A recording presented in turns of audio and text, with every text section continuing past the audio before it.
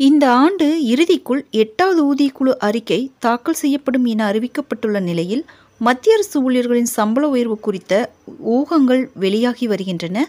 சமீபத்திய அறிக்கைகளின்படி ஊழியர்கள் 10% முதல் 30% வரை சம்பள உயர்வை காண வாய்ப்புள்ளது. ஃபிட்மென்ட் காரணியை தீர்மானிக்க ஜனவரி 1, 2026 முதல் அடிப்படை ஊதியம் மற்றும் அகவிலைப்படி ஆகியவற்றை ஊதியக்குழு பரிசீலிக்கும் என்று இந்தியாவின் முன்னாள் நிதி செயலாளர் சுபாஷ் சந்திர கார்க் கூறியுள்ளார். ஃபிட்மென்ட் காரணி என்பது திருத்தப்பட்ட பே மேட்ரிக்ஸின் கீழ் புதிய சம்பளத்தை கணக்கிடுவதற்கு தற்போதைய அடிப்படை ஊதியத்தில் பயன்படுத்தப்படும் பெருக்கலாகும்.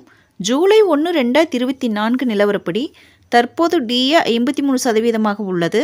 ஜனவரி 1, 2026 வரையிலான டிஏவை கணக்கிட மேலும் 2 தவணைகளை சேர்க்க வேண்டும். ஒன்று ஜனவரி 1, 2025 அன்றும் மற்றொன்று ஜூலை 1, 2025 அன்றும் ஆகும். 7% அதிகரிப்பதாக கருதினால் ஜனவரி 1, 2026க்கான டிஏ தோராயமாக 60% இருக்கும் என்று அவர் தெரிவித்துள்ளார். 1.6இன் தொடக்க காரணியுடன் அடுத்த கட்டம் சதவிகித அதிகரிப்பை தீர்மானிக்க வேண்டும். வழக்கமாக ஊதிய குழுக்கள் 15% முதல் 30% வரை உயர்த்த பரிந்துரைக்கின்றன. முந்தைய சம்பள கமிஷன் 14 முதல் 15% உயர்த்த பரிந்துரைத்தது.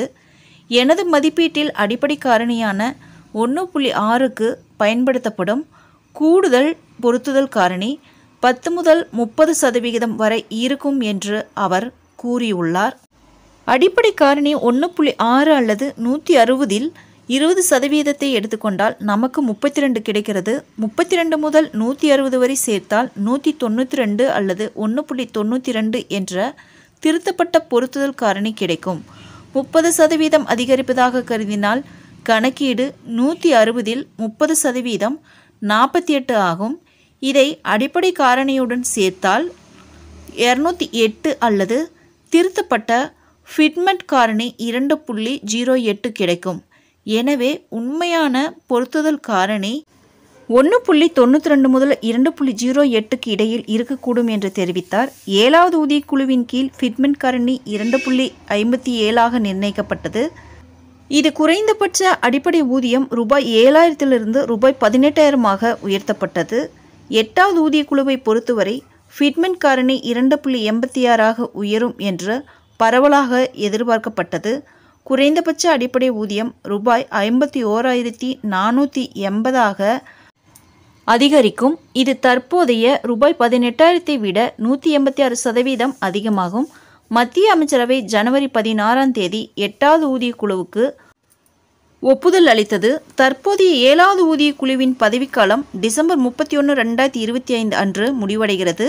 எனவே 8வது ஊதியக்குழு 2026 ஜனவரி 1 முதல் அமலுக்கு வருகிறது. மத்திய அரசு ஓய்வூதியதாரர்களும் 2026 ஜனவரி முதல் உயர் ஓய்வூதியத்தை பெறுவார்கள். மத்திய அரசு பொதுவாக 10 ஆண்டுகளுக்கு ஒருமுறை ஊதியக்குழுவை அமைக்கிறது. தற்போதைய 7வது ஊதியக்குழு 2014 உருவாக்கப்பட்டது மற்றும் அதன் பரிந்துரைகள் ஜனவரி 1, 2006இல் 6வது ஊதியக்குழு அமுல்படுத்தப்பட்டு சரியாக 10 ஆண்டுகளுக்கு பிறகு ஜனவரி 2016 முதல் அமுல்படுத்தப்பட்டது.